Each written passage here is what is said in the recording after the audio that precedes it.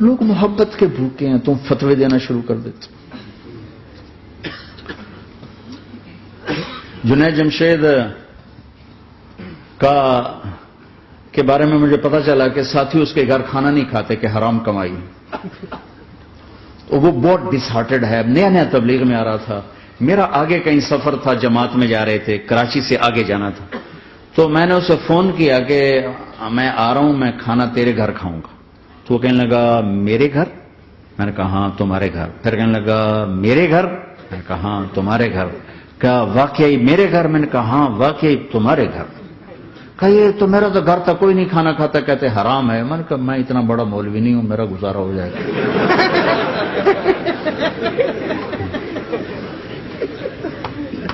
کچھ عرصے بعد وہ 4 مہینے کے لیے جماعت میں چل رہا تھا. لوگوں کو محبت. میں رائمنڈ میں بیٹھا تھا، ایک شخص آ گیا، کہا جی وہ مبارک سینما لاہور میں تھا، اس کا مالک آ رہا تھا چند دنوں سے رائمنڈ.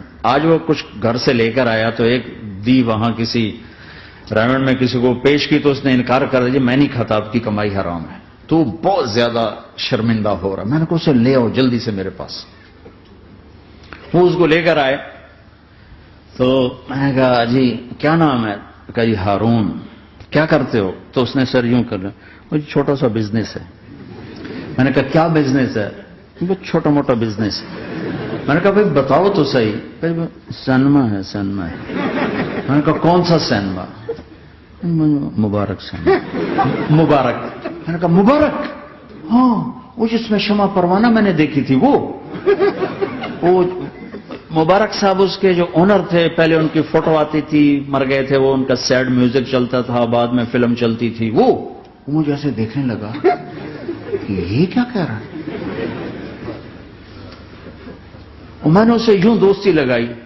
دن کے بعد دیکھا تو اتنی بڑی داڑھی کے ساتھ 4 مہینے لگا.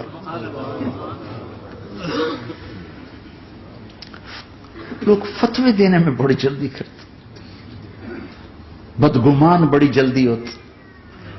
کسی میں 100 خوبیاں ہوں، ایک کمی ہو، ساری پہ کانٹا پھیر دیتے. میں اپنے ڈیرے میں تھا، ایک انجینئر پڑھا لکھا بڑا آ گیا، تم تبلیغ والے منافق ہو، تم تبلیغ والے جو ہے اوپر سے کچھ ہو اندر سے کچھ ہو، یہ کرتے یہ کرتے یہ کرتے. شروع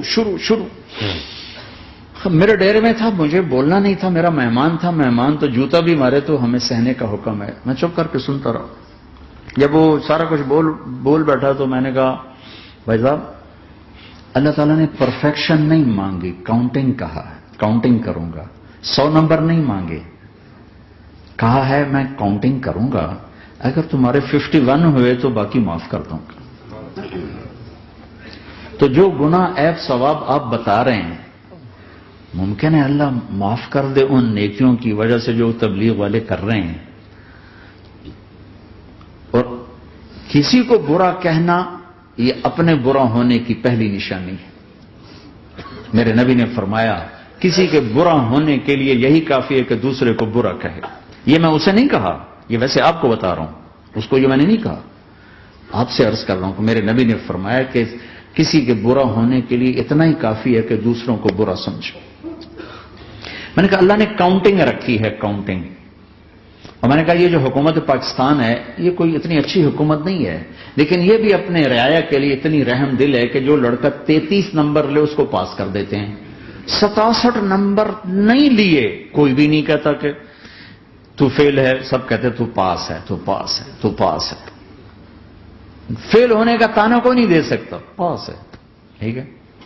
میں نے کہا اللہ اس حکومت پاکستان سے کروڑوں گنا زیادہ مہربان ہے. پتہ نہیں کون سی نیکی پہ مہربان اگر جاؤ، لیکن جو کہ مزاج بن گیا ہے تنقید. یہاں تک ایک کہنے لو جی دیکھو جی نور جہاں 27 رمضان مر گئی، شب قدر مر گئی. میں کہ اللہ تے کیس کرو ہن جا، اللہ تے مقدمہ کرو بھائی نور جہاں 27 رمضان کو کیوں مر گئی.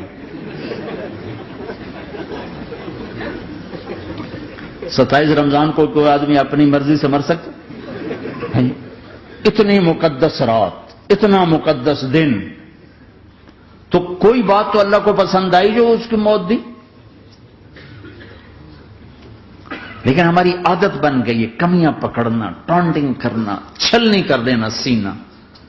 اپنے اب دھنیے اپنی دھن، تجھے کیوں فکر ہے اے گل دلے صد چاک بلبل کی، تو اپنے پیرہن کے چاک تو پہلے رفو کر لے۔